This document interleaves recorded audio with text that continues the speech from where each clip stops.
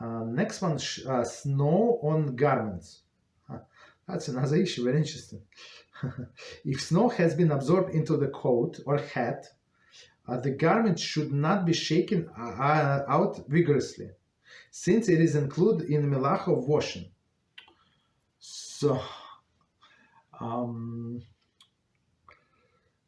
of the prohibitions, one of the 39 Melachos on Shabbos is we're not allowed to wash.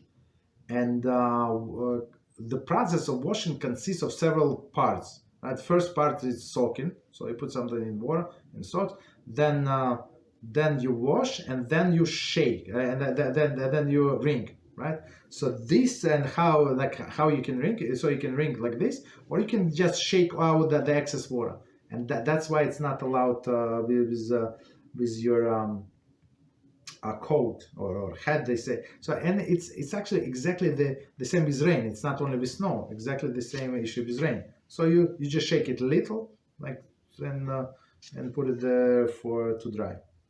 If snow is just on the surface of the garment, it may be shaken off. Right? If it is difficult to know what exactly is considered absorbed, so it is recommended that one shakes off gently. So if you're not sure, don't do it.